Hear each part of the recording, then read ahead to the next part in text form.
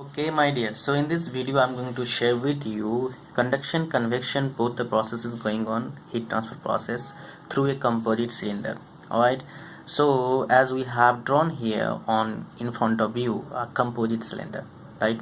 So internal diameter, I have put a radius, internal radius of this one, you can see its internal radius is R1 and external radius is R2, and here the most out total radius is R3.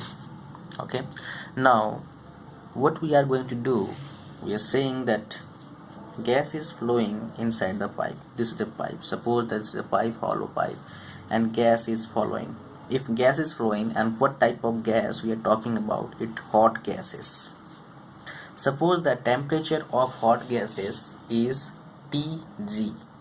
Okay, and here temperature is, let me use different pen, T1. Here temperature is T2 in the surface, and here temperature is T3, and the outside temperature, let's say this is surrounding at T infinity. Let's say this is T infinity, and here from this whole scenario you can assume it as Tz, assume, or it is obvious as Tz greater than T infinity. Okay, because hot gases is flowing inside it, and this one is T infinity, so you can say that Tz is greater than T infinity. Hope you are understanding, right? Now most important thing here, we have to consider convection. As I have already shared with you, in case of convection we follow one law, that is HATS minus TF, and in case of conduction we follow this one, TT by TX. This law is known as Fourier's law, and this one is known as Newton's law of cooling. Okay, these two laws are most important, and even we usually use these two laws only in case of conduction as well as convection. Okay, now what is most important, we have to draw the thermal circuit diagram, and we also need to know what are assumptions for this case we are considering for finding out the total heat transfer, okay, rate also, because the heat transfer per unit second we are going to find out, and our unit will be in watt, so we must say heat transfer rate. So what are the assumptions we are taking? Assumption 1 and assumption 2. First assumption must be in steady state. Second, one dimensional radial heat transfer.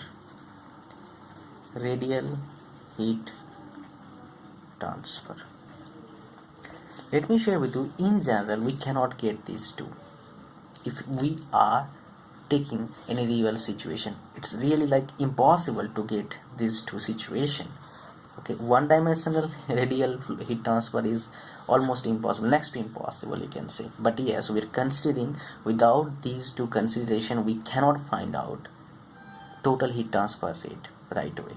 So let's go for it. First of all, we have to draw the thermal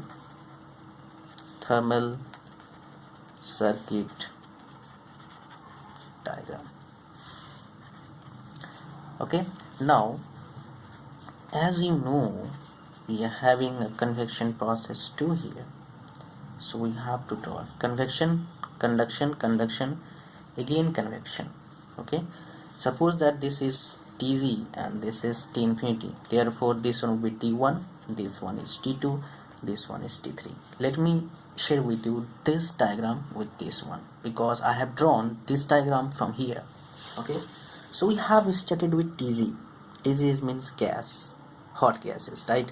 And then this surface T1, then this one T2, and then this one T3, and then after T3 what is directly connected with temperature 3, that is environment, or you can say surrounding, so that is known as T infinity.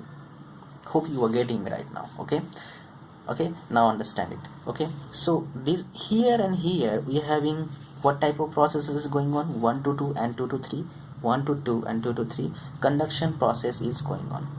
From here to here, Tg to T1 and T3 to T infinity, what kind of process is going on? Convection process is going on. So here RTH1, RTH2, suppose that this is RTH3 and RTH4. So here to here, what is going on? Conduction. And here, what is going on? Convection. Here is also convection. Understood?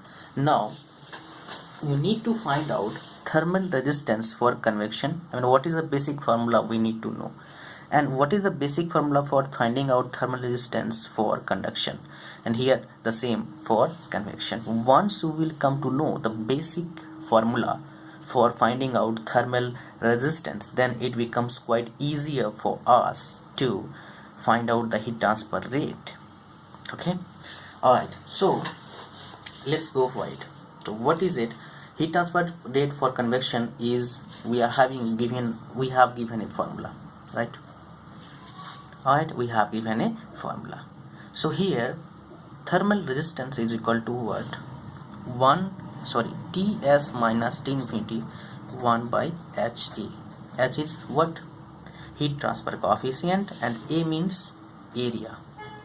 Now most important thing is that we have to know how to find out area of any cylinder, because this is a case of cylinder. Here you need to have basic concept. Without knowing basic concept, you cannot find out the right answer. So we need to know the area to find out area of a cylinder, the formula for area to find out area of a cylinder. So the formula for area for cylinder is, as you know, 2 pi RL.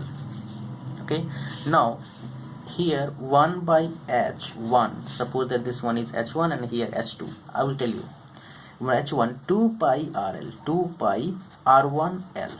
Let's say this.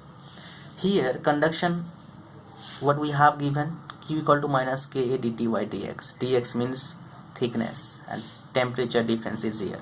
So what will happen?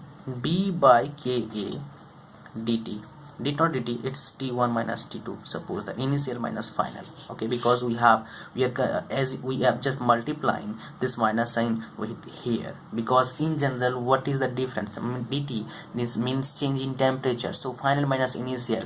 If we will multiply that minus sign with that, then what will happen? Initial minus final. That's why I have said there initial minus final, that means T1 minus T2.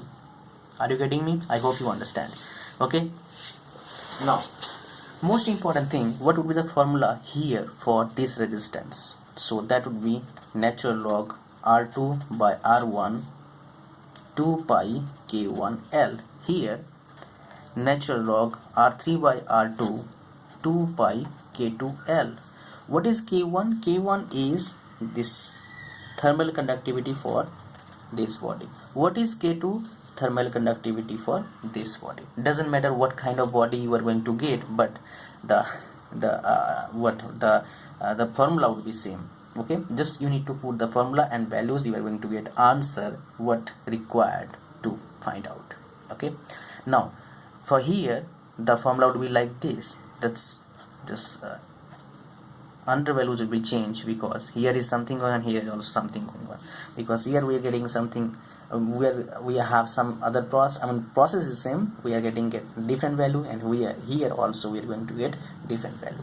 So 1 by H2 into 2 pi R2, sorry, not R2, it would be R3, because R3 we have R3 2 pi R2 R3L.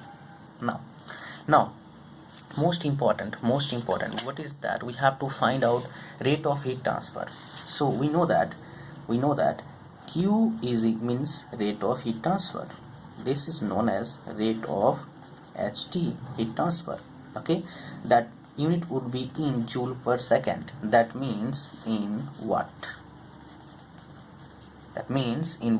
You must not forget this. So Q is equal to Tg minus T infinite summation of RTH, total resistance. So Tg minus T infinite 1 by H1 we have to add all these values 1 2 3 4. 2 pi r1l plus natural log r2 by r1 2 pi k1l plus natural log r3 by r2 2 pi k2l plus 1 divided by h2 2 pi r3l. Okay, so this is the formula for finding out heat transfer rate of any composite cylinder, conduction as well as convection. If there is conduction and convection process, both the process has been considered. Now another problem, most important, pay attention what I am going to share with you, because the same pretty problem already asked in GATE without consideration of convection. That is, they ask heat transfer rate per unit length and they haven't give the value of length in the formula, in the question. So what you are going to do, you have to get common all these L and you have to transfer this L from here to this side. So then what will happen, Q by L, that means heat transfer rate per unit length. That is the key for solving tricky competitive examination problems. In general, they are not going to ask you problem from here most of the time, because here it is little bit lengthy and time taking process. Okay, I hope you understand the situation and this problem, this concept. Thanks for watching. See you soon in my next video. Bye bye.